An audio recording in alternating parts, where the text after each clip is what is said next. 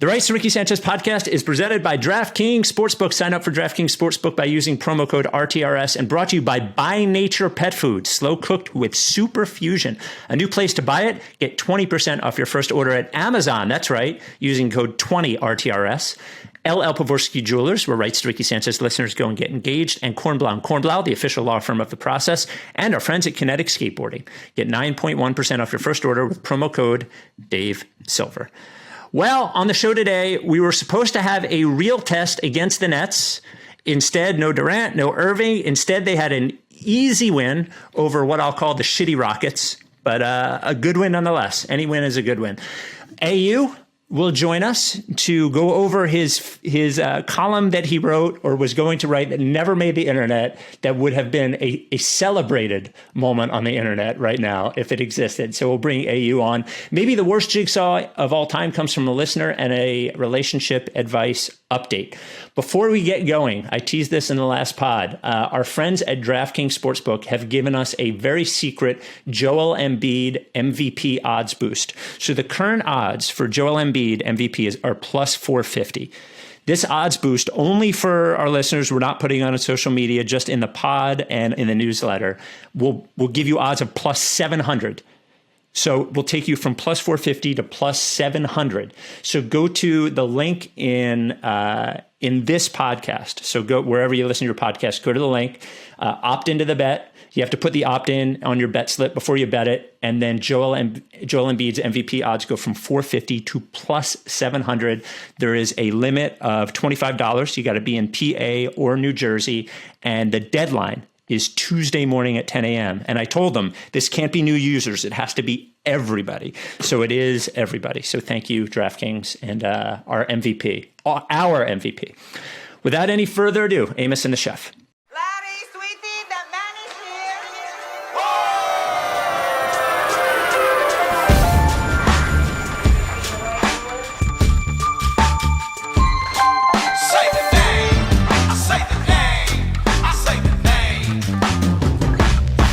We were right, y'all. We were right. Even when it went wrong, we were right. We was right, y'all. We were right. So say the name. Say the name. We were right, y'all. We were right. Even when it went wrong, we were right. We were right, y'all. We were right. So say the name. Say the name. Say the name.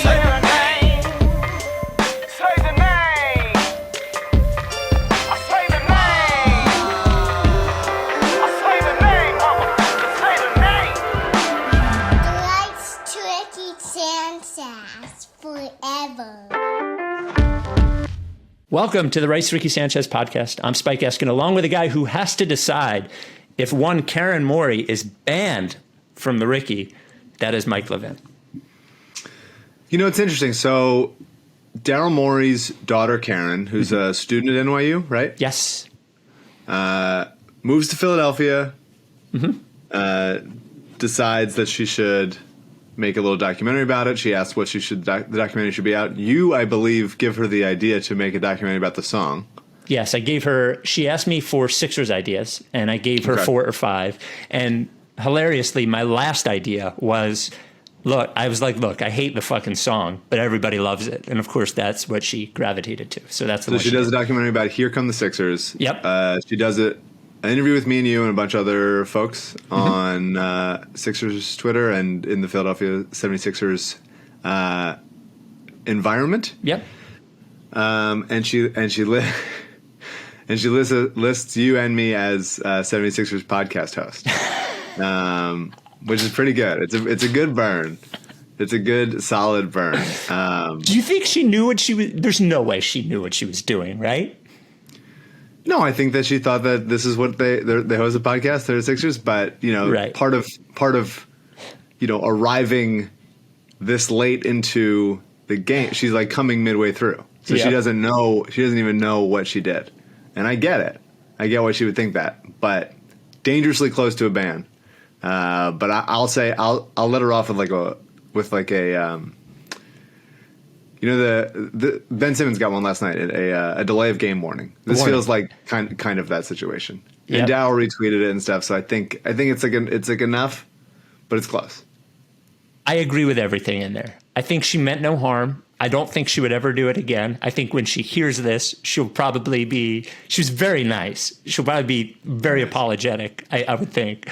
I think that it'd be a really good burn if she did it again. I think somehow if we say like, okay, this time, and then it's like, it's just the same exact. I think that'd be a solid burn. Daryl Morey, kind of our savior, Karen Morey, eventually banned. Amazing.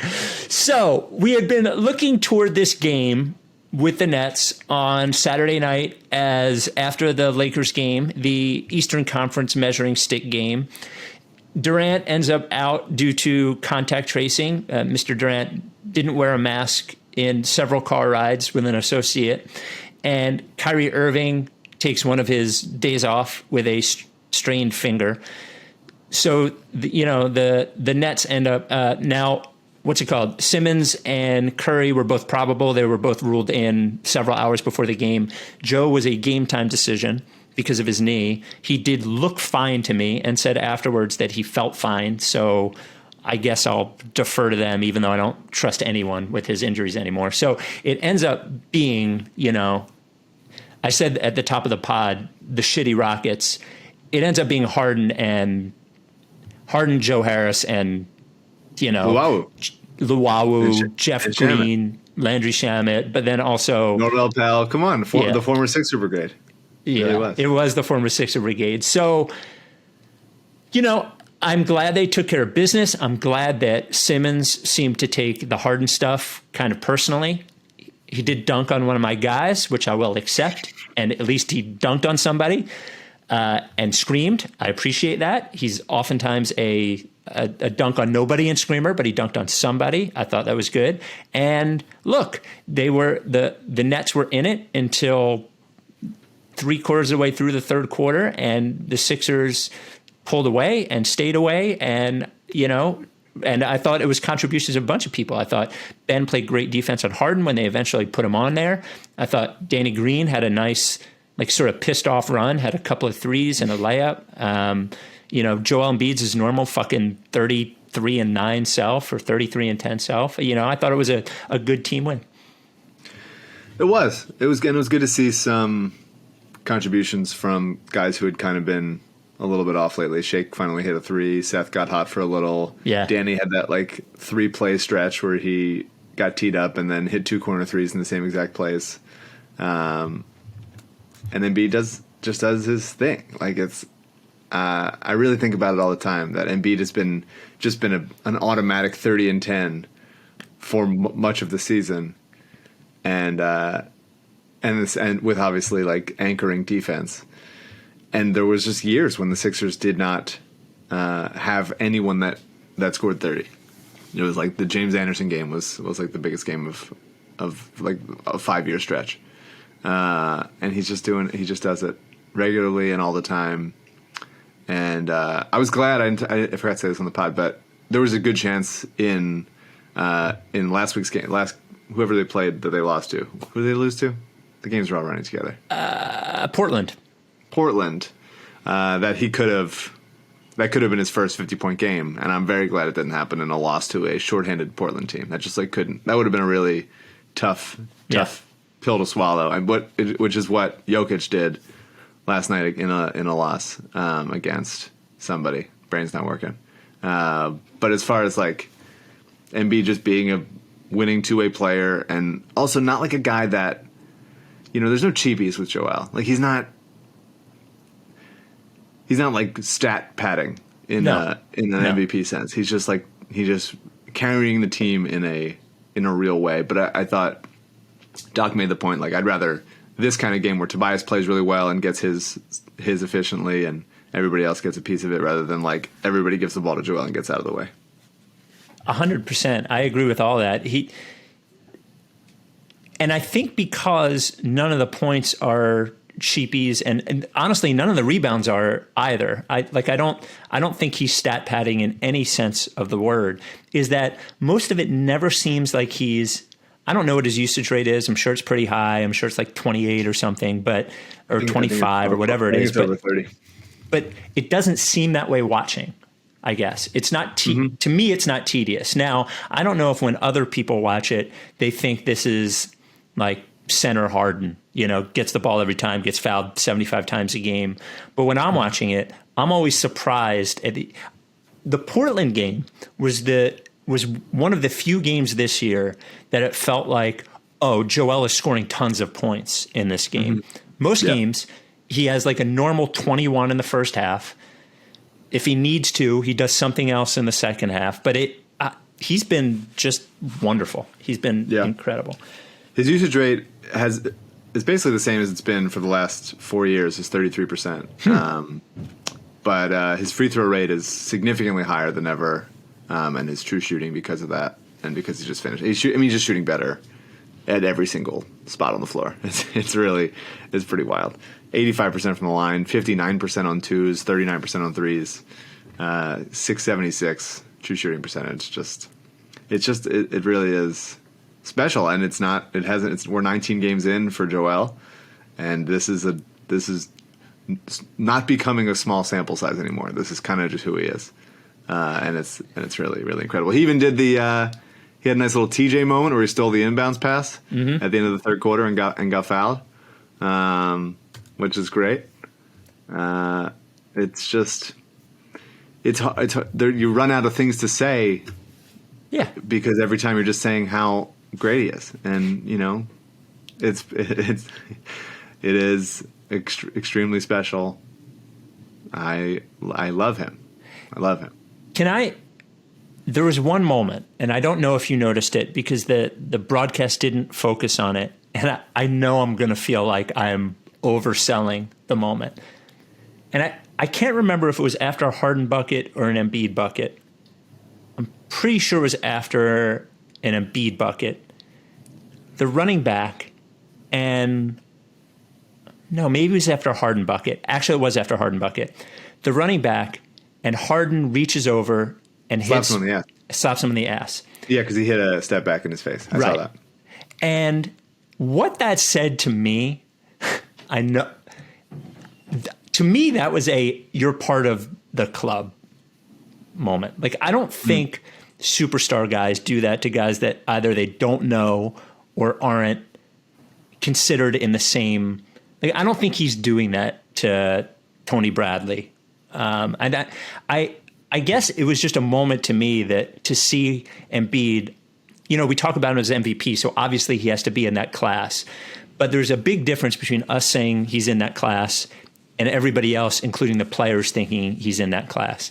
And, we never want him to play back-to-backs. We don't want him to play when he's hurt, all that kind of stuff. But I think that sort of stuff earns him credit with the other players. And I think his consistency earns him credit with the other players. And I don't know, it just felt like a moment to me where Harden was acknowledging that Embiid was a guy that he could fuck around with. And everything was cool. Yeah, it was definitely like a teasing moment. Yes. I do wonder how Embiid felt about it after getting hit with a step back. If he's kind of just like, yeah, James is going to hit that, I'm going to do my best to get a hand up. Yeah. But it would have been also funny if Embiid just turned around and punched him in the face. That would have been a different reaction. But obviously we remember the Joel Embiid, Boogie Cousins ass slapping sort of back and forth from a couple of years ago. And I remember at that time it was like a kind of a similar thing. I was like, wow, DeMarcus Cousins thinks Embiid's going to be really good. And now Embiid is obviously so much better than Boogie ever was. Yeah. But it does feel like that. I mean, yeah, I guess I hadn't thought about it like that. I was immediately like offended on Joel's behalf of like, don't touch whatever. But I do see it in the same way of like, maybe it is just say, hey, you're one of my guys. You're really good. And I get everybody with that kind of thing, which he does. It was nice to see Seth Curry get going again. At some point, maybe you'll put a little respect on Danny Green's name for that, the three, and then I think it was like a floater he hit. He did it was a floater. Yeah. And then some inexplicable stuff. It's always, look, I love Danny. I don't loved him last year on my Lakers. But he's not a perfect player by any means. he's so slow, and he thinks he's as fast as he used to. So he thinks he can like help off guys all the time and still be able to get back to shooters in time, and he just never does. And I love and respect Danny, but like stay more attached to your man, because he's letting up a lot of open threes just by being there. But he's great. I love Danny. Come on, this is I don't believe you. Danny is becoming. I'm becoming like hesitant to criticize Danny because I know your claws are out for that, and it's like, come on, I have a healthy respect and appreciation for what Danny does and what he cannot do. Somebody tweeted at us, how much better would Matisse's defense have to get for him to be in a crunch time lineup over Danny Green? And I'm just like, are you fucking serious? There is no way on God's green earth, unless it maybe even not the last possession of a game, that I would put Thibault in over Danny Green at this point. That happened. It happened pretty recently when an important situation. Well, they did it in the Indiana game. Yeah. Yeah. But like, if we're talking a final 1 minute of an important game, there's just no way I would put Matisse in over Danny. No, you don't want to have anybody in that is such a wild. If it's a tie game, you do offense, defense, which I love. You do, if you're up by a couple and you just need to like kind of dribble it out, whatever. Sure, but no, Matisse has no business right now being in an offensive set at the end of a game. I think he knows that. I think everybody knows that. So I thought it was Simmons had a good 2.5 week run. I thought this was his best game in the season, like pretty much by far. What did you think? I thought it was good. I thought he was really active in the passing lanes. It feels like he had a couple like pick sixes. You mentioned one where he dunked over Tyler Johnson and then got teed up for staring at him, which I think is stupid. It's basketball. Let it go. But that was prior to that. He had a very similar play where he got bumped a little and didn't take that extra dribble and tried to do a finger roll and just hit the rim. Korkmaz ended up picking it up and making it on the putback, but I think it was like it had to be an ego hit for Ben to have Tyler fucking Johnson back and not be able to like finish strongly through contact or whatever. And so I'm glad that the next time it happened that he went up strong and get teed up. I don't give a shit. And he had that little offensive rebound into a turnaround hook to end the third. I think he's getting more. He really has been. Part of his game's improvement, I think, has been his shot going in, not just at the rim, but in that little middle distance. Whether that's like he had a little turnaround kind of jumper from like 8 feet last night, and then he had that little end of the third hook shot that has been falling, or at least looking like it used to as well. And so I think Doc said we didn't want to put him on Harden at first because we wanted to save his energy and spread out like the fouls that Harden would draw on people. So they tried Danny on him for a little bit. Danny did all right, just can't keep up foot speed wise. They got Matisse on him for a little bit. I thought Matisse did pretty well. And then when Simmons was on him, it was just like he's just one of the best wing defenders in the league, and makes it so much easier so that it's not Harden going downhill with DeAndre Jordan as a lob threat nearby, and Embiid just having to kind of stand in no man's land. And he's good at that, but that's still a winning proposition for the offense. But when Simmons can get around those screens and use his length and strength to like affect that and make it harder, then it's just good defense. Like that's people talk about Simmons and Embiid not working super well on the offensive end, which is actually becoming kind of not the case anymore because they are so effective with each other on the court. But on defense, it's smothering. Like that is two of the most daunting players to play against in the league, and that's cool that they're the stars of our team. It's not so many teams have stars that you have to hide on defense, and it's cool that we do not. So the only not negative, but the like that I was thinking about as a worry, and it's no more a worry than than before the game, but actually seeing it, is that all those guys did an okay job on Harden, but he essentially did whatever he wanted until Simmons was on him. Sure. And then it just made me think, oh, they don't have Durant or Irving on the court either. Yeah. And you start thinking like, holy fuck.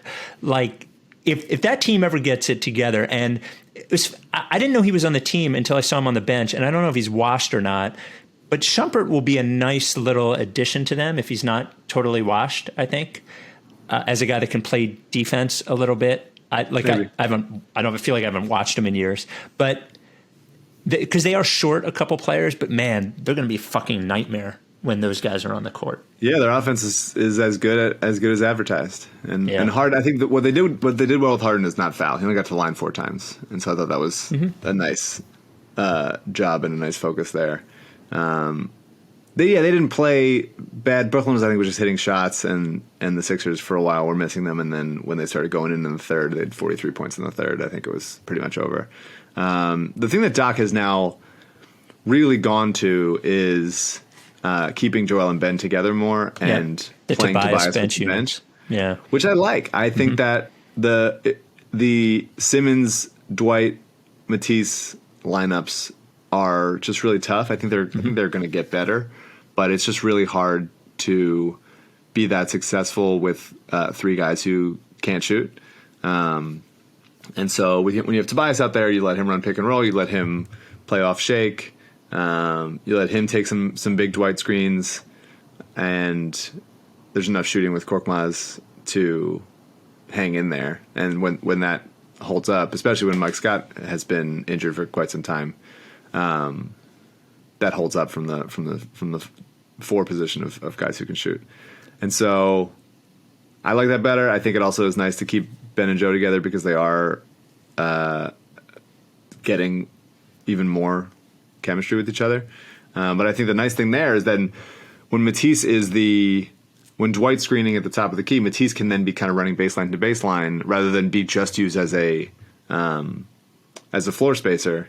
And there's been a couple times the last few games he missed one a couple games ago, but he had a open dunk in the dunker spot right here, and it's just like it's just a nice.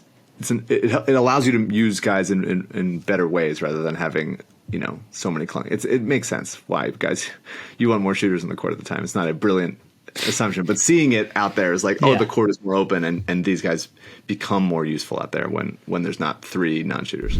Mike, we got a letter about Cornblow. And it is really, really upsetting.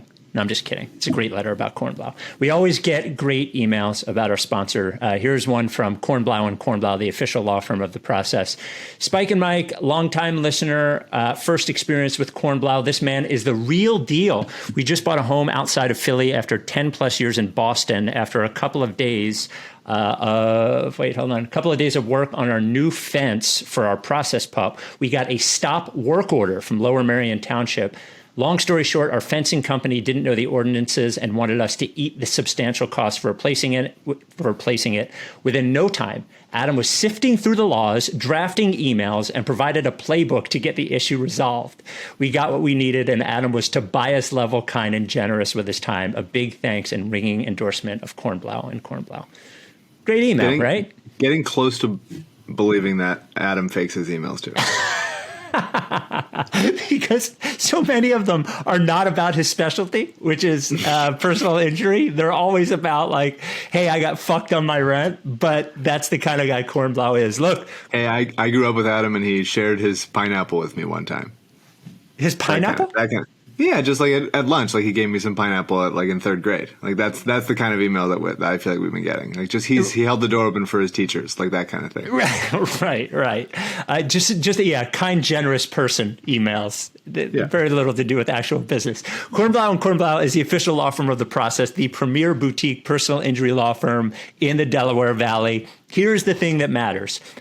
You hear about personal injury law firms all the time, advertised. I'm sure many of them are fine, but most of them, when you call, you don't actually get the law firm that you're calling. They're just referral services. They send you to somebody else. But with Cornblow and Cornblow, the reason we say boutique personal injury law firm is because they are not that. They're not sending you to somebody else unless they really, really need to. They're taking care of you on their own. They have so many Cornblows working the phones. They will come to you. They will meet with you on the phone, online, at one of their many offices. It's now Cornblow and his mom that run the law firm that his parents started. Just a wonderful guy, all kidding aside, and does amazing work. Some of the best personal injury, medical malpractice results in the Delaware Valley, like in the history of the Delaware Valley. He does a great job. So if you think you might have a case, any sort of personal injury though, medical malpractice, injured at work, slip and fall, car accidents, whatever. If you think you might have a case, give them a call or shoot them an email. It doesn't cost you anything. 215-576-7200 or email at cornblow@cornblowandcornblow.com. And of course, if it's not personal injury, like that email we shared, he'll take care of you nonetheless. He's a great man, a great man. We love Cornblow. Cornblow and Cornblow, the official law firm of The Process. I want to leave the Tobias stuff for later, for when AU comes on. We have a good email about it too. But the headline here is that the Sixers, when they play their starting lineup, are 13-0 this year. I feel like we've done this before. Yeah, we have. We did it actually just last year. So, but that feels so familiar. That didn't happen. So they're going to end up with this. They're going to be fucking 20-7, just like they were last year. I know it. Wow. But that was the only other thing that I had on my list, was that, that Tobias bench units are good. And I'm glad that they've figured that out. And really, if like Simmons and Embiid are going to need as much time on the floor together as possible for the playoffs, because they're going to have to play together, like in crunch time in the playoffs. So I think it's good in a number of ways. It's good to let Tobias and that sort of like that Tobias shake lineup carry, because they're going to need some non-Embiid minutes. And I also think like just trying the Embiid and Simmons thing as much as you can to get it working as best as you can by the playoffs is the right way to do it. So yeah, especially with no practice time, all that stuff. I'm getting, I think Sixers Adam wrote about it. I think MOC wrote about it. I think Zoe's been hinting at it for a while in his newsletters. I'm getting very bring PJ Tucker home. Oh yeah. Vibes. Like it's like we need it to happen. Mike Scott's been out for a very long time. They tried some backup when they took Embiid out finally last night, and they should have taken him out earlier. Obviously, that's all we always think that, but he only played 31. Fine, but once they took him out, they didn't put Dwight back in. They ran point center Simmons, and then when they took Simmons out, it was Matisse at center, which I thought was pretty cool for a minute or two, and Korkmaz was cooking out of that, which is cool to see. But I would love to have a small ball option. That is not Dwight Howard. We've been saying that for a while, but it's time. PJ Tucker, go get him, Dow. Yeah. Well, the problem with PJ Tucker is that he fits literally everywhere. There isn't a team that couldn't use PJ Tucker. So, but I'm sort of getting to the point where this season, I think the second half is going to be a lot different, a lot more competitive than the first half. But I also think that to a certain extent, the playoffs are going to kind of just be this tournament that almost has very little to do with the regular season. And I think it benefits the Sixers in a lot of ways. And I think you kind of gotta, even if you have to overpay for Tucker a little bit, he is a perfect player for them. Perfect. Now, again, every team could use him, but how many teams, is it give up a lottery protected first for PJ Tucker? I don't think that's crazy. I really don't. But depending on where they are at the deadline in terms of how the team's playing. Yeah, it's tough because then the Sixers could just acquire him into their space, right? Because of the trade exception they have in the Horford deal. Yep. It's like $8.5 million, or is it $12 million? It's $8.5 million. It's like 8. That's right. Yeah. It's basically right what PJ makes. Yeah. I'd be interested to know what his market is, because he is a 35-year-old expiring contract who can do very little in the offensive end aside from hit corner threes. You're talking down his value. I'm trying to. Poor Daryl. I don't know. I'll be really interested to see who pays for what in a half a season of a COVID year type trade. It'll be interesting. So, but there hasn't been really. Has there been a trade this season aside from Harden? Harden's the only one, I think. Yeah. Yeah. Very bizarre. So our video producer CJ decided to name the YouTube comment that we read every time in honor of you as the not easy to stomach YouTube comment of the pod. Great. So it's actually two comments that are both the same topic. First one comes from Kyle. My friends and I have started an over-under on how many times Mike runs his fingers through his hair per pod. But then Josh responds and says, Mike, that hair is looking so awesome. Better than I could have ever imagined. As a bald man, I ask you to keep growing it, please, for all of us. Well, I appreciate both comments. Mm-hmm. I'm just riding it out. It's some days are grimy, some days are decent. It's just, we've been doing it this long. Let's see what happens. Yeah. I'm in a why not experimental situation. Sometimes some days are bad and you have to go to the hat, which is okay. Yep. But we're trying to figure it out. We're figuring it out. I grew my hair out one time, and this is that one time. What everyone should do. I think I was probably about 30 was when it happened, maybe a little younger, and I was like 26 or something, and I did it. And the advantage you have right now, this is the one thing time is an advantage, is you're not going anywhere. So you're not going to work or whatever. I remember it rained one morning when I got hair a little longer than yours. It got down to the bottom of my shoulder blades or whatever. And the rain, having wet hair after the rain, I was like, fuck this. And I went home, bought clippers, and shaved my own head, and that was it. But I give you credit. Everybody's got to grow their hair out once in their life if they can. Yeah, just because what happens? What if I have Medusa looking sort of curls at the end? Who knows? And so this is all natural. This is a year of no haircut. We're seeing what happens. It's very nice. It's very nice. I enjoy it. I appreciate you going for it the way that you had. We got doing absolutely nothing. Going for it by absolutely taking no action whatsoever. Sometimes that's going for it, man. Yeah. Sometimes that's going for it. Mike, it's the time we've all been waiting for. That's right. The By Nature Pet Foods Soft Shit Award, awarded by Mike every time we talk about By Nature, to the week's winner of the Soft Shit Award. Take it away. I got to give it to an old standby, and it's our boy Adam Dave Silver. Saying that you're going to have an all-star game, and then you're the two best players in the league saying "fuck you." I'm so sorry. That is the softest shit I've ever seen in my life. Now, I know you're yes, please. I know you're a fan of the LA team, but do you really think that the game would have gotten approved without LeBron knowing it in the first place? I don't know. I don't know how this happened. It seemed like it just was poor planning the whole time. Right, to go. I mean, they said that they weren't doing an all-star game, right? Yeah, I just figure Union must know they're making the announcement, which meant that LeBron must have been involved. I agree with you, by the way, just in terms of at the very, very, very least, the messaging of it all was a fucking disaster. It was a terrible. But I don't know whose fault it is, but I know who I'm going to blame. It's our boy, Dave Silver. I certainly endorse that. Put a second one on the mantle. Yep, I certainly endorse that. The reason we name it the By Nature Soft Shit Award is that if your pet starts, specifically dog in this case, even though By Nature makes dog and cat food, your dog starts eating By Nature, when you're walking your dog and you're picking up poop, you're not going to have to worry about any more soft shit. No.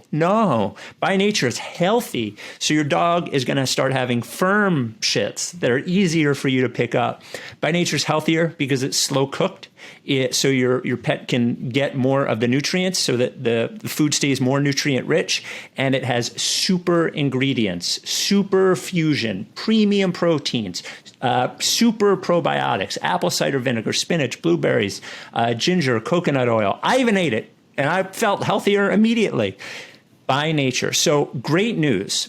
Before we were pointing to one place to buy By Nature, but By Nature now has a store on Amazon. and a new promo code for Ricky listeners who want to buy By Nature on Amazon. It's also available on Prime. Use code 20RTRS. That is 20RTRS for your first purchase of By Nature. Get 20% off. I am promising you, your pet will be happy. Dog food, cat food, it's so healthy. You don't have to worry about indoor cat, outdoor cat, big dog, small dog. No. Healthy is healthy, and that's what By Nature is. Never had a recall. The company making By Nature has never had a recall in 40 years. Family owned, family operated, By Nature Pet Foods. When you buy your By Nature, send us a picture of your good boy or good girl with the By Nature food. We'll put them in the Good Boy Club and Good Girl Club gallery. By Nature Pet Foods. We got a good, it's been a while since we did a jigsaw, so I figured we should do a jigsaw. We got a listener submission, and I thought it was very good. And it came from PJ. PJ is a very regular listener, good emailer. So shout out to PJ. Option number one, Mike. Well, Mike, are you ready? I think is my first question. Please. Option number one, let me see if I can make this smaller. I can't. Option number one, for the rest of your life, you must drink a shot of, quote, chicken slime every morning when you wake up.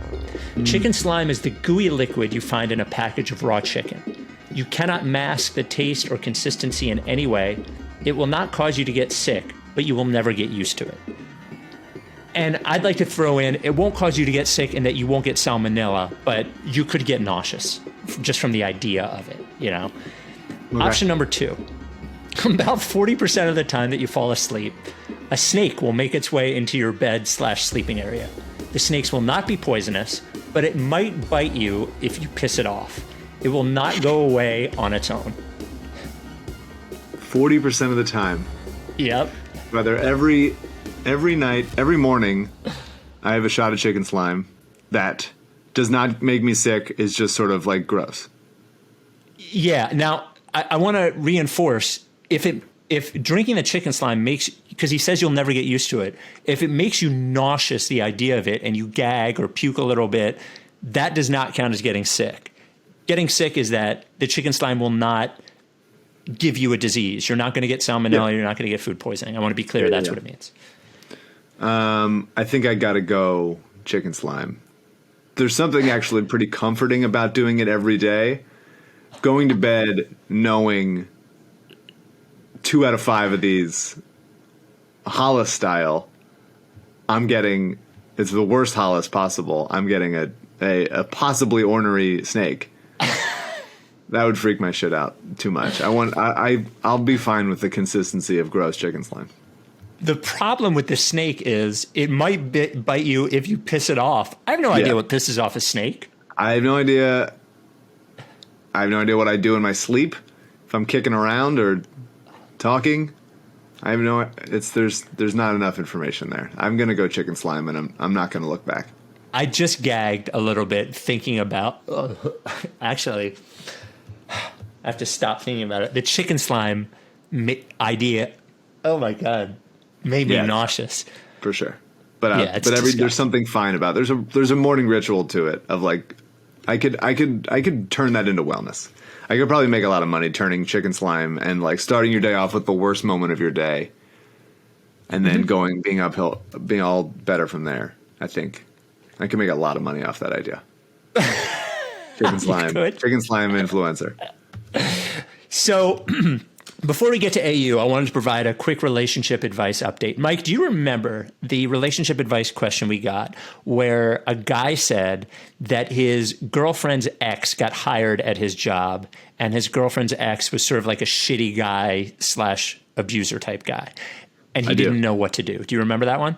I remember it. Okay, so this guy, his girlfriend's ex got hired. They didn't know each other. He knew who the guy was. He wasn't sure if the guy knew who he was, but we have an update. To give some context, I want to say this was a delivery job and included handling large amounts of cash until the end of the day. I guess he worked for the mob, where you would return the money owed to the store. He and I had been working together for what seemed to be the longest month of my life. We rarely talked, but we would occasionally have to communicate about simple work-related things. He never once acknowledged who I was, or did I acknowledge who he was, but the tension was obvious. About 1 month in, I noticed he had been gone for an abnormally long amount of time. I mentioned something to my boss and pointed it out. We went on about our day until 2 hours later when he was still gone. My boss tried calling him, texting him, no answer. So he was forced to call the cops. Nearly 2 hours after calling the cops, I saw lights on in front of the store and saw the ex standing in handcuffs. The guy really tried to drive home with hundreds of dollars of the company's money and thought he would get away with it. Keep in mind, the store had his phone number, address, license plate number, driver's license number, and social security number. He's not the brightest. The best part of this is I had to walk past him and the cop having a conversation while he was in the cuffs. I quietly laughed as I walked in by and made eye contact with him, just to acknowledge what had gone unsaid for the whole month. He was obviously fired and never showed his face again. Since then, my girlfriend has been working on getting full custody of the child. This seems likely now and the best outcome for everyone. Sorry for the long email. Just wanted to get the story in. Love you guys. The pod has definitely helped me get through this year. Wow. All's well that ends well, I guess. Heavy stuff. I mean, you probably don't want what is his girlfriend, right? Mm-hmm. Yeah. You probably doesn't want that guy to be in trouble. So I feel bad on that end, but at least I like the look, the what's going on said look. Yeah. Trying to convey all of that in a look as he's getting arrested. I don't know that look conveys everything. He might just be like, what this guy fucking looking at me for? But I like the attempt. I really do. I like a loaded look is always good for me. Yeah, for sure. Mike got another fake email from a LL Pavorsky customer. Yeah. Would you like to hear it? Sure. I don't want to give the name. Hi, just wanted to share some, quote, good news with you. I noticed my wedding band had a very loose stone. It's a family ring, so I was extra worried about losing the diamond. I went to call the jeweler that worked on it before we got married, and they had left Philly. Obviously, it's a little harder to shop around for a good jeweler these days. Then we remembered LL. I sent him an email asking if he could help with a small repair. He got right back to me, set up an appointment. I was the only customer. They had all the COVID precautions in place. They took my ring and assured me would get back to me better than ever. When I went to pick it up, the stone was secure and was absolutely stunning. It was cleaned and polished to look better than it ever has. Then he smiled with his eyes and told me it was on the house. It's been a rough couple of months, but that meant the world to us. Thanks for sending us his way. Fake email or real email? Very convincing.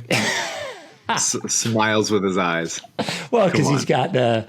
No, I know, but I mean, what a thing LL would say about himself. Yes, 100%. LL smizing. Yep. He's been watching Drag Race, obviously. Or no, smizing was Top Model, right? Isn't that what? It was Top Model. Yeah, it was Top Model. I used to. My wife loved Top Model. We used to watch that show. Anyway, LL Pavorsky would have won Top Model if he was ever on it. That's the kind of guy he is. Fixing up rings. That's where you buy your engagement ring. Valentine's Day is 1 week away. Have you waited too long? Not a problem. LL is going to take care of you. You want to get engaged? LL is going to take care of you. You want your ring fixed? LL is going to take care of you. Supports our charities, always has, coded by kids in the Providence Animal Center. Look, he can meet with you on site by appointment or online by appointment. Everything's by appointment. I actually hooked him up with somebody this week that needed an appointment to buy an engagement ring. He's always available. I think I texted him at 7:30 a.m. on Saturday, and he was ready. 215-627-2252 is the phone number. You can email him, lee@llpavorsky.com, or just tweet at him @llpavorsky. He is, I think, 210, right? Ricky Sanchez listeners have purchased engagement rings from LL. LL Pavorsky Jewelers. Tremendous jeweler, tremendous fiction writer. With those emails. Good one. I didn't get it right away. Picking up. Yep. Our good friend of If Not, Pick Will Convey as 2 second-rounders, Andrew Unterberger, joins us. He, of course, is brought to us by our friends at Kinetic Skateboarding. I was over there the other day to drop off the Only Rockets podcast shirts, which will go on sale next weekend and benefit a organ donor charity for a cause that is very close to Ben's heart, and we'll explain that later, but very excited to do that. Lots of great stuff in there. I always want to buy stuff every time I go in there. I need more hoodies. So go to kineticskateboarding.com and use promo code Dave Silver for 9.1% off your first order. Welcome, AU. Hey, how's it going? I still want one of those rocket shirts, by the way. Never got one. Well, you could buy one for $10 from Kinetic Skateboarding. All right. I'm sure shipping will be very reasonable. Yeah. Well, don't talk down to your sponsor. What are you doing? No, I love Ben. We'll happily shell out the $10 for the Rocket shirt. Yeah. So we bring on AU. Love AU. AU and I have had some like pretty fantastic, and I want to say, AU, Mike and I have obviously been part of the pod the longest. AU, I feel like, is the true heart of the right Ricky Sanchez. Just wow. Has I love AU deeply, but we've had some, I would say, professionally contentious text conversations about the occasional thing that he writes. Just occasional, maybe 4 or 5 times. And I don't really care what anybody writes. Like, I just want it to be good. I offer suggestion every now and again. But everybody that writes for us, I think one of the good things, AU, I think you would agree, one of the good things about writing for us is that you can pretty much write whatever you want, right? Absolutely. Yeah. So AU texted me with an idea that he had been ruminating on. And I only knew about half of the idea. But then he told me the entire idea. And I was like, well, this isn't going to fucking happen. Like, so do you want to, I need you to give the take that never made the website. AU, the floor is yours. All right. Well, first of all, this is not like a secret take of mine. I talked about it with the Liberty Ballers guys on one of their podcasts. I think I might have tweeted about it with some people once or twice, but I guess never went like super officially on the record about it.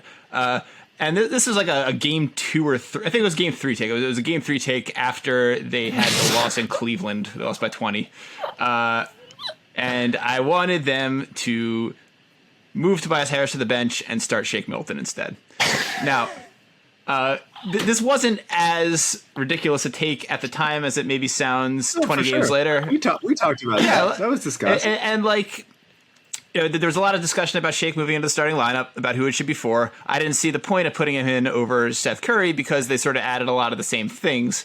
I thought that at the time, especially, the starting five was getting bogged down by Tobias Harris's unwillingness to kind of make quick decisions, unwillingness to shoot when open, and this wasn't. We remember the past Tobias. Oh, yeah, this was not Tobias of that long ago. Not only was it the Tobias of this beginning of this season, but it was also the Tobias of the playoffs in the end of last season and the preseason. And this was not a 1 or 2 game sample size we were talking about. It was a noticeable trend and a worrying trend, and the offense looked terrible for the most part at the very beginning of the season. Shake looked awesome at the beginning of the season. He was getting to the rim at will. He was shooting, his jumper hadn't flattened yet. I don't know why that's happening now. I don't know why every point guard on this team turns into Markelle Fultz eventually. But at the time, Shake was playing some of his best basketball. Tobias was not. Now clearly those two things have sort of switched. Tobias is shooting better, is 50, 40, 90 sort of guy, averaging whatever 20 a game at this point. But just for the record, like this is still Tobias Harris we're talking about. Like this is still. Oh wow! Wait, hold on. Before you do that part, because I want you to do that part. Certainly. A couple of things. First of all, you said this wasn't a 1 or 2 game sample size, though you did say you wanted to write this 2 games into the season. It wasn't. It was 1 or 2 game sample size from this regular season. That's true. But it also went back to the preseason. It went back to last year's playoffs and went back to the end of last regular season. Okay.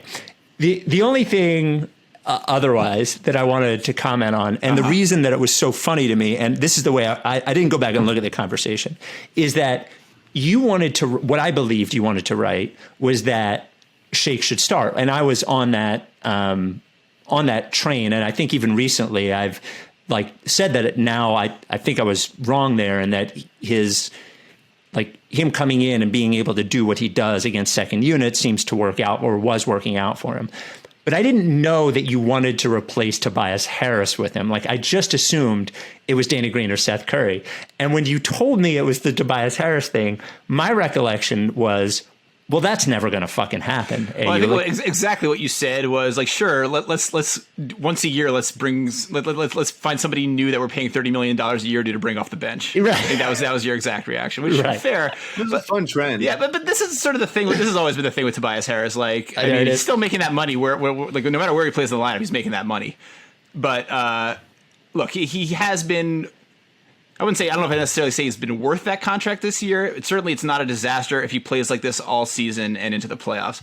But he's played this well before. I wrote about this when I wrote about the insane start to last year's season that we now refuse to believe actually happened. But through 15 games, that sort of 13-2 stretch that they had after they started off hot, fell back to earth, and then had this stretch that none of us actually believe happened because who remembers it? That 15-game stretch, he averaged 22 a game. They were winning. He was putting up basically the same shooting numbers he is now. I mean, a little bit worse, I think, but scoring more. And that was great. And then Embiid and Simmons took turns getting hurt, and Harris, his numbers kind of came back down to earth, and he wasn't able to sort of help them win in the absence of those stars. And that's sort of the guy we have now. I mean, like this is the best version of that guy, and I certainly love the way he's played so far this year. I think he's been awesome, and I think he's deserving to be in the All-Star conversation. But do it for a whole year and then do it in the playoffs, and then until that happens, I'm not going to take the L on this because I still think the guy I was talking about at the beginning of the season, that guy had no place in our starting lineup. He would have been better off the bench, and also. We're starting to see more of this now. I feel slightly vindicated by this because Doc is starting. I'm sure you guys have talked about this. Doc is starting to play him more with the bench unit. He is using him as kind of that like focus guy in the second unit because you can't really rely on Maxey the same way. And Shake's been, I don't know what's going on with Shake right now, but he does make sense with the second unit. He makes sense as the guy that you can kind of like work the offense around for 6 to 8 minute stretches once a half. Like. That's a good role for him. Now, it turns out he's also been fitting pretty well in the starting lineup. Hope that continues for the rest of the season. But I regret nothing about that take, man. Like it was wrong, but it was not wrong in process. Yeah, I mean, I agree in that sense because I felt it as well. You still feel, to me, I'm looking at a 20-game stretch, 20-plus game stretch of a different Tobias Harris. Not like he's just hitting his shots Tobias Harris. Not like things just are working out well for him. Like a different looking player that is doing different things and things that he had not done prior in his Sixers. He's training. Looking faster and he's looking smoother, but I still think it's the same player. And I think Derek Bodner wrote about this actually in he had a mailbag column recently where someone asked him, can Tobias be the primary perimeter scorer on this team if this team's going to do really well? And he basically said no. He basically said this guy, he's still not getting to the line. He's still not really a playmaker. He's putting up better shooting numbers, but otherwise he's basically profiling the same way that he always has. And I think that's basically true. It's not like he's taking more threes. It's not like he's shooting from different places on the court. It's not like he's changed his ball handling dramatically. Like he looks like a better version of the same Tobias Harris. And that's sort of splitting hairs, I guess. And certainly if he stays this productive for the entire season, that's good enough, I think. But it's still Tobias Harris, and he still is like a shooting drought away from being the same guy that we're sort of all, yelling at and, sending to Cleveland for Kevin Love or whatever. Like it's two things. First of all, this is AU's Jimmy Butler take. This is just Again, he needs him to do it the whole season and the playoffs, but is willing to put Shake Milton, who's had 12 total good games in his entire career, into the starting lineup for him. As Tobias. Shake was better in the playoffs than Tobias was. You can go check the tape on that one. I love it.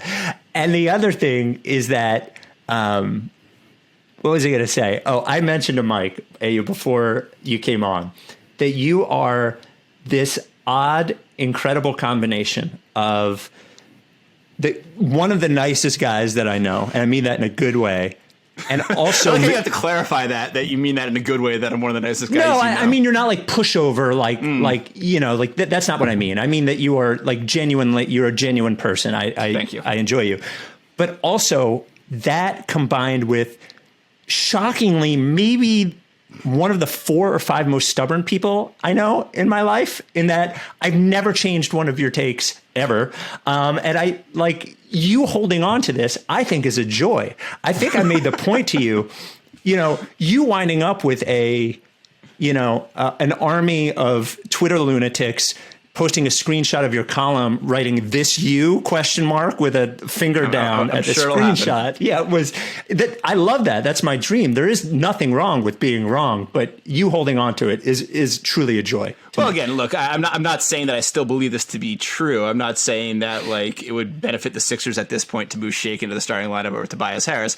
I'm not even sure what's going on with Shake right now. He seems like a very angry young man, and I wish he could just kind of like, I don't know, maybe he needs the Napa Valley trip next. Now that Joe and Ben are kind of kumbaya about it, but I don't think I was wrong in my thought process at the time.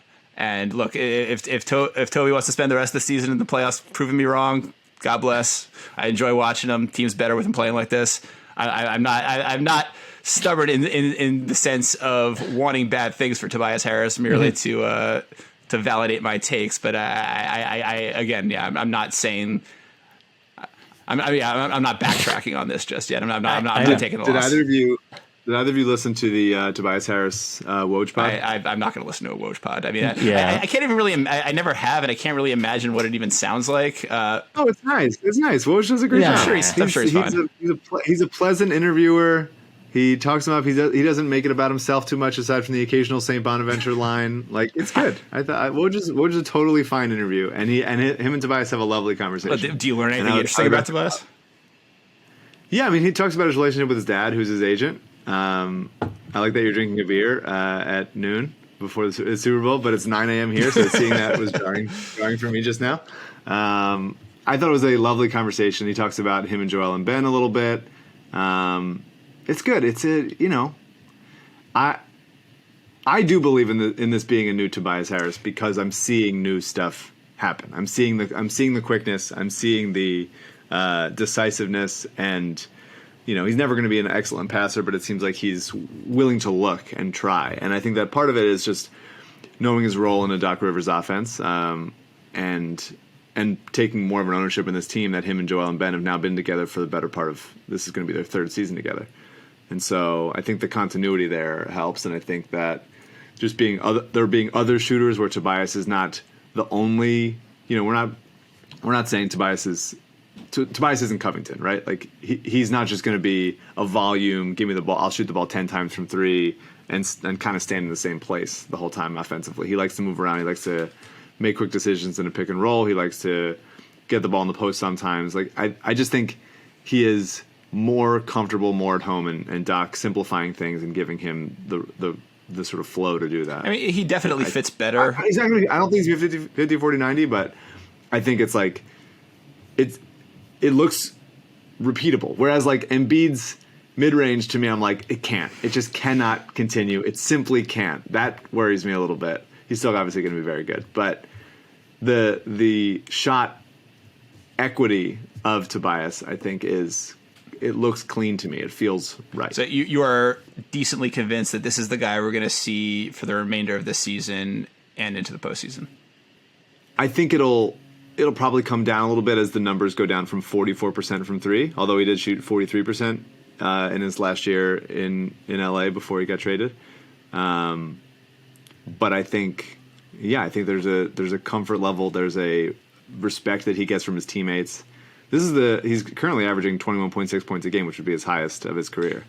I think he is. I think everybody feels there's just a harmoniousness to the Joel, Tobias, Ben triumvirate that I think feels cohesive and repeatable and not just occasionally shots go in. Well, look, I wouldn't say I would bet against that being the case. I'm not saying that I don't believe it's possible or even likely. I do need to see it. And also, I mean, the team in general. I mean, we've talked about this. Like, I don't necessarily believe that they're as good as their record. I think they've gotten really lucky with their schedule and some of their matchups, and obviously in close games they've been dynamite. I don't, and you talked about Joel hitting everything in the world. Like, I don't know for sure that that's all gonna stay at this level for the whole season. And if some of that dips, I think some might kind of come down on Tobias too.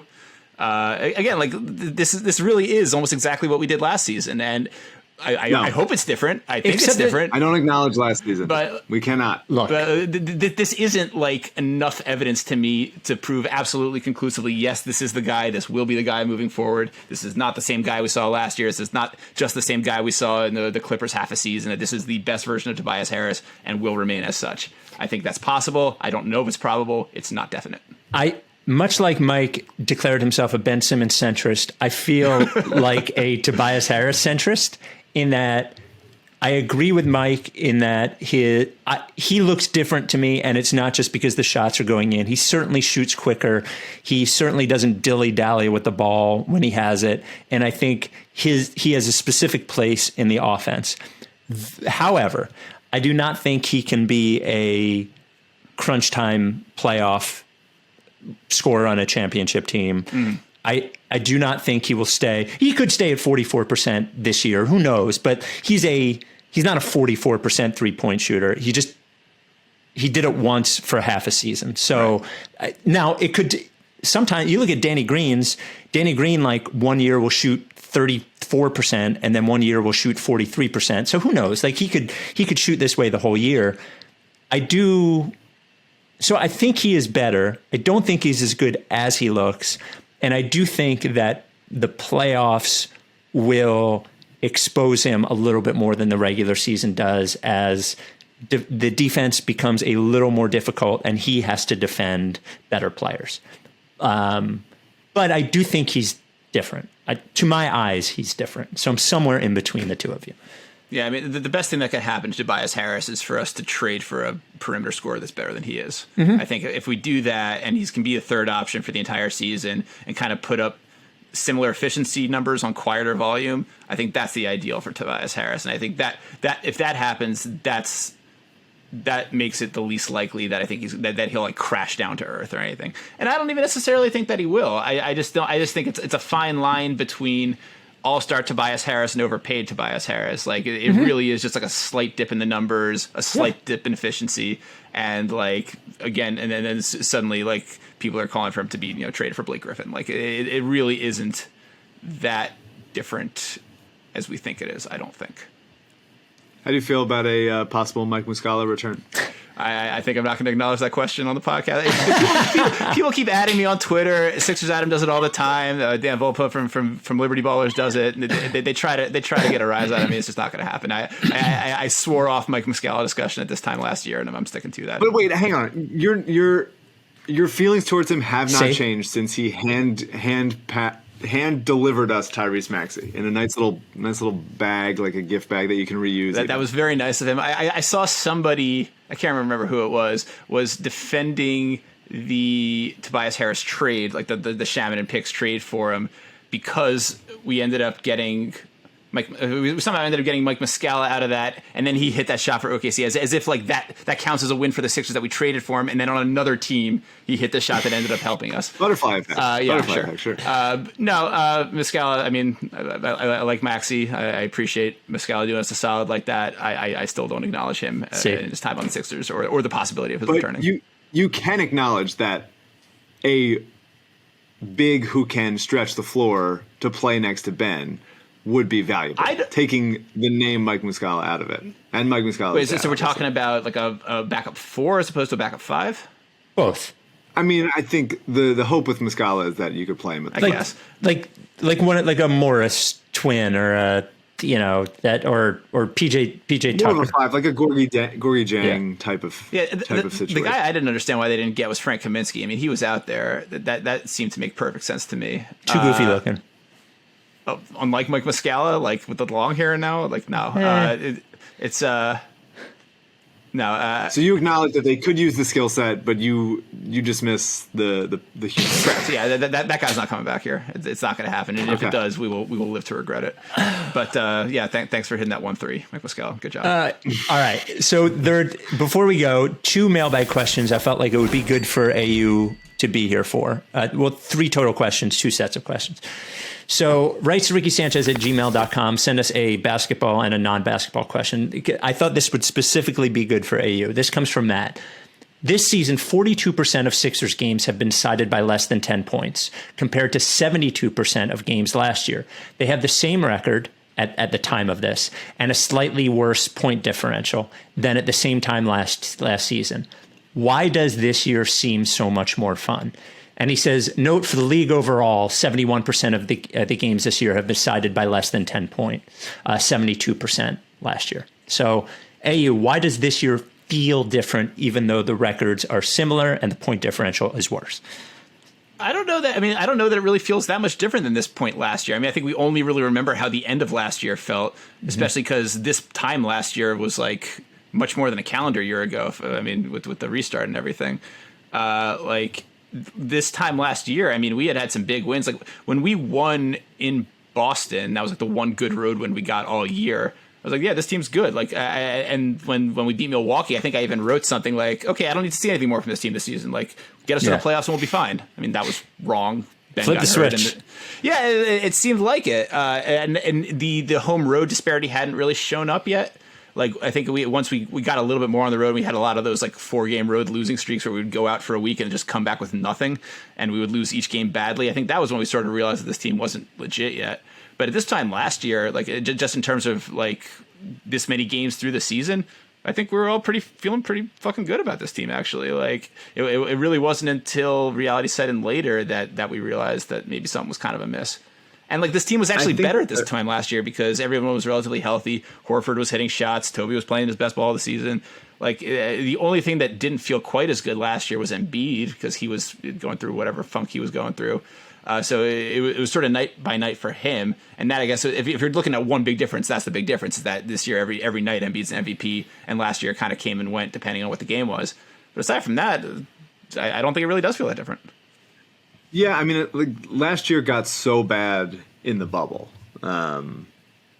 when they could, starting out with Embiid telling Shake he'll slap the shit out of him was fun. So great. Maybe not the best for team building. And then Ben got hurt and they got swept by the Celtics, and it just looked awful and embarrassing. But I do think that Embiid is having way more fun visually. We don't have the specter of like they wanted to fire Brett at the end of last year, and they kind of just like hung on to him looming, which it always felt like the last dance. Like imagine if Phil Jackson had won no titles, gotten to no Eastern Conference Finals. It's like 100 games under 500. That would have not been as compelling of a documentary. And I think just like it is a more visually pleasing lineup. There's not many screenshots of like here. Look at this spacing trash with like 4 Sixers in the lane and like everyone just kind of like boxing someone else out while like someone else has the ball. It just looks nicer and better, and that Dow cleaned that up pretty quickly. So I think, and then guys are hitting shots. Like it's not, no one is like, aside from Shake from 3 right now, kind of inexplicably, no one is cold. Matisse is who he is, I guess. Shake. But yeah, I said Shake. Yeah, But the idea is it just looks better, and everyone's having a nicer, more cohesive time. And so I think that as far as last year, maybe the numbers don't add up. There's been weirdness with the COVID stuff that helped them and then hurt them at different times. If I'm trusting my gut that last year didn't feel this good. I have to. Last year didn't feel this good to me. I don't. If I acted that way, it was certainly like a put on. I think they're certainly better this year, and Embiid being better is not a small thing. That's true. Yeah. I probably undersold that. Yeah, and I think we're all underselling. Yes, the bubble was bad, but I think we're all underselling the road thing last year became a serious what the fuck, like even before the bubble. I think but it wasn't yet at this time last year because we had won at a this couple time times. it was not. We got in the Boston win, Yeah. So non-basketball question, and this goes into our next email. Non-basketball question: do you refrigerate condiments? Ketchup, mustard, hot sauce? Yes. Yeah, I guess so. I don't totally understand how this is supposed to work. I usually ask somebody who's smarter than I am, like, do I have to refrigerate this? And the answer is usually yes. So just constantly asking people if you need to refrigerate. Yeah, no, just pulling strangers off the street, being like, yeah, my sriracha. Please, sir. Yeah. Ma'am. Do I have to refrigerate? And a couple times I haven't, and I've regretted it. So yeah, I guess refrigerate them. Yeah, sure. I refrigerate everything except for specific hot sauces. If a hot sauce does not need to be refrigerated, I don't refrigerate it. So, because I don't want a cold hot sauce on my thing. But I sort of feel like ketchup should be cold. Yeah. I prefer almost everything cold, like especially desserts. I'll like any dessert I have, like even if it isn't supposed to be served cold, I'll refrigerate it before eating it. I think it tastes better cold. And then John in Austin asks, non-basketball question, are you supposed to keep peanut butter in the fridge after you open it? I saw 2 commercials last week where people took peanut butter out of the fridge. Neither of them were peanut butter commercials. Wait, you got 2 separate questions about this? Yeah. He says, I've never kept my peanut butter in the fridge. I've never gotten sick. Am I putting myself in jeopardy? I want to give the actual answer to this. The actual answer is, if we're talking about processed peanut butter like Jif or Peter Pan or Skippy or whatever, you do not have to refrigerate it. Absolutely 100% you do not. Natural peanut butter that does not have anything else where the oil separates, the bonus to keeping it in the refrigerator is that it does not separate. So once you mix it together, it won't separate anymore. Though I don't think you have to keep it in the refrigerator, because just think, if you get peanuts out forever, they'd be fucking fine. So that's my comment. You don't have to, though I don't see anything wrong with it. Do you keep peanut butter in the fridge? Hey, you? I don't think so. I don't really eat peanut butter super often, so I don't know. I think my girlfriend maybe keeps it in one of our cabinets, but I don't really fuck around with that too often. Mike? My almond butter is refrigerated. My peanut butter is not here because it would kill me. Right. My wife does not eat peanut butter because of stomach ailments. We'll eat almonds, but not peanuts. Nothing against peanut butter. It's great, but I just don't eat it ever. All right. Well, our next pod is Wednesday night. I believe our next game is Tuesday. Is that correct? We are hoping for a Carson Wentz trade on Super Bowl Sunday. Oh, yes. And I would love it. I would love it right now. I would love... It's a very Philadelphia thing to say you're excited about your little game. Well, we are fucking shit up with what seems to be trending towards a good Carson Wentz trade that I did not expect. Well, so I normally don't give Eagles opinions because of my role at WIP. I feel like we're far enough down the line where he's definitely going to get traded. So Thank God. I'm glad he's going to get traded. Yes. But I will say this, and I said this to Mike before the pod started. If I don't think it's going to happen because it seems impossible, but if Carson Wentz is involved in a trade that brings Nick Foles back to Philadelphia, it will be the most ridiculous series of events with any 2 players in the history of like sport almost. I can't think of anything more absurd than Carson Wentz getting traded. And I fucking love Nick Foles. I'd love to see him as the backup quarterback here. Bring Nick back. But is there anything that's ever happened that's more ridiculous than that? Al Horford playing on the Sixers for a second. That's close anyway. AU is still 2019 in AU as well. Yeah. I still can't get over that. I still think it's hilarious. I'm not even angry at Al Horford. I just think it's funny that he ever played here. I do have to make sure before we do official sign-offs, you guys did talk like sufficiently about Landry Shamet going off for 25 last night off the bench. My guy. We actually didn't talk about it at all. We didn't really talk about it. I mean, he's fine. Talk about he's it. probably not as good as he's probably not as good as he looked as a rookie. He's just like okay. Well, like it would have felt the Tobias trade looking good and like looking not good, but like better in retrospect is partially because Shamet is kind of just like a 7th man. Well, I've only watched 2 Landry Shamet games since he left here. One was the game winner against the Warriors in the playoffs, and the last one was last night. So, as far as I know, from those 2 games, he's having an awesome rest of his career, and that's healthy for you. Well, that's self-care. Before we do our sign off, AU, I was tweeted at a bunch of times last time you were on. I think the last 2 times you were on, you didn't do your sign off before we did our sign off. So you didn't give me the you got to give me the little lead in to do it. Do I have an official lead in, or do I say, hey, AU, thanks for coming on? Yeah, something like that, I think, yeah. Okay. You can follow AU at his fucking ridiculous Twitter handle at AU Get Off My Gold. You can read them every week on the Ricky website. Thanks for joining us, AU. Landry Shamus basketball reference page. Get off my gold. All right, we'll talk to you on Wednesday. Are you down with TTP? I won't fuck with you. Yeah, you know, lick it. If you don't fuck with me, then I won't fuck with you. If you don't fuck with me, Then I won't fuck with you. but if you fuck with me, I'm gonna fucking kill you! That's a plan B.